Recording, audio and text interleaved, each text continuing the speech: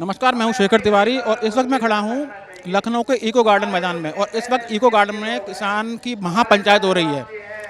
यहां पर देश के कोने कोने से चारों तरफ से काफ़ी भारी तादाद में किसान आए हुए हैं। मेरे साथ कुछ किसान भाई हैं, उनसे बात करते हैं कि वो यहाँ पर क्यों आए हैं, उनकी क्या समस्याएं हैं।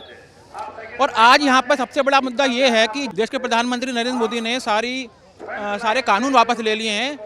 अब बड़ा सवाल यह है कि अब इनकी मांगे क्या हैं। आप अपना नाम बताइए। सतीश कुमार, उत्तर प्रदेश खेत मजदूर यूनियन प्रदेश अध्यक्ष। आप ये बताइए, आप अब जैसे नरेंद्र मोदी ने पूरा सारे काले कानून वापस ले लिए हैं, अब आपकी क्या समस्याएं, क्या डिमांड्स हैं। आप देखिए, यह किसान आंदोलन 26 नवंबर को 1 वर्ष पूरा हो जाएगा। 1 वर्ष तक 22 बार सरकार ने वार्ता किया किसान लोगों से। उस समय उन्होंने कानून वापस नहीं लिया। अभी जो उन्होंने कानून वापस लिया है वह लिखित में नहीं है, उन्होंने मन की बात में केवल घोषणा किया है।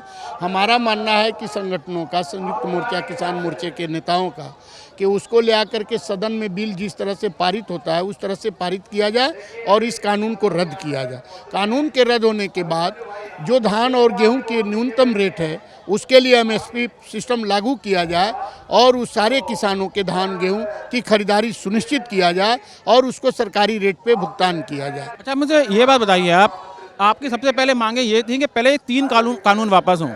जब ये वापस हो चुके हैं तो आपको नहीं लगता है कि हम ये डिमांड बाद में कर सकते हैं, पहले कम से कम ये कानून वापस हों। नहीं, आपकी जो बात है ये आपको समझना होगा कि हमारी केवल उतना ही मांग नहीं थी। शुरू से जब हम किसान आंदोलन इस सवाल को लेकर पंजाब से चले थे, दिल्ली में एक दिन प्रदर्शन करके वापस जाना चाहते थे, लेकिन भाजपा की हरियाणा की सरकार ने उन किसानों को रोक लिया, उनको दमन चक्र चलाया, यहाँ तक कि जीटी रोड पर रोक करके लाठीचार्ज किया, कैनाल में पानी छोड़ा और तमाम लोगों की गिरफ्तारी और मुकदमे हुए।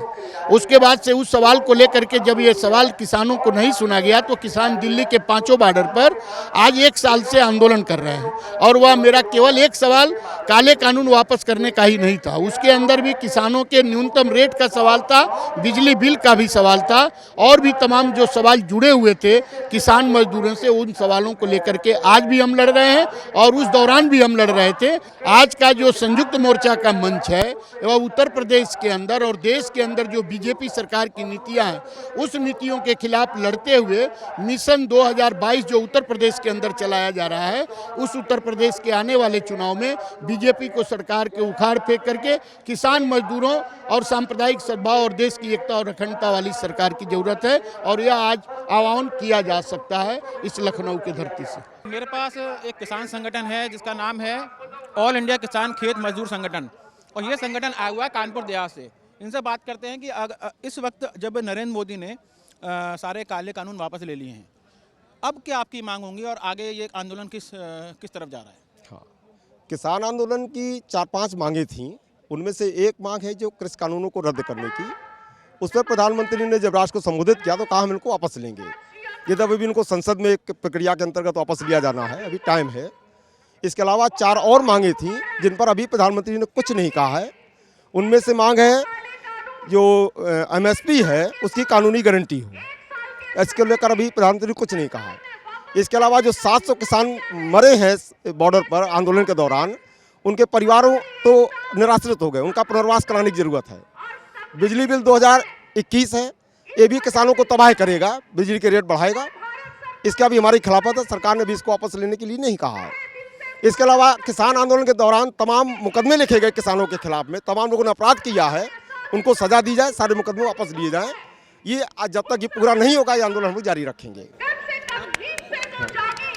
आप अपना नाम बताइए। उमेश कटियार हमारा नाम है। आप भी कानपुर देहात से आ रहे हैं। देहात से। तो ये बताइए कि अभी जैसे उत्तर प्रदेश के चुनाव नजदीक आ रहे हैं, क्या आपको लगता है कि ये जो आपका आंदोलन है ये कहीं एक चुनावी मंच न बन जाए, इस पर क्या कहेंगे। ऐसा कोई इसका धारणा नहीं है।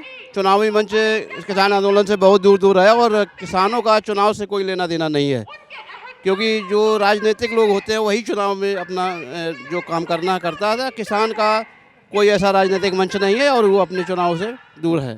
2022 में चुनाव नजदीक है, क्या ये किसी पार्टी समर्थित तो नहीं होने जा रहा है। ना, हम लोगों का आंदोलन जो है पिछले 1 साल पहले शुरू हुआ था 26 नवंबर को दिल्ली में 2020 में, लेकिन हम लोगों ने तो किसी पार्टी चुनाव को ध्यान में रख के नहीं किया था। हमारी समस्याएं थी, हमने आंदोलन शुरू किया था। आज भी हमें चुनाव से कोई लेना देना नहीं है। लेकिन एक बात जरूर है, चूंकि बीजेपी सरकार जनता विरोधी है, जनता की बात नहीं सुनती है, हम जरूर एक संदेश देंगे किसानों को, आम जनता को, कि इसको वोट मत दीजिए। किसी को देते हैं आप तय करिए अपना, लेकिन बीजेपी को वोट मत दीजिए। द वायर के और वीडियोस देखने के लिए सब्सक्राइब करें और बेल आइकन पर क्लिक करें। स्वतंत्र पत्रकारिता की आर्थिक मदद करने के लिए डिस्क्रिप्शन में दिए गए लिंक पर जाएं और अपनी राशि चुनें।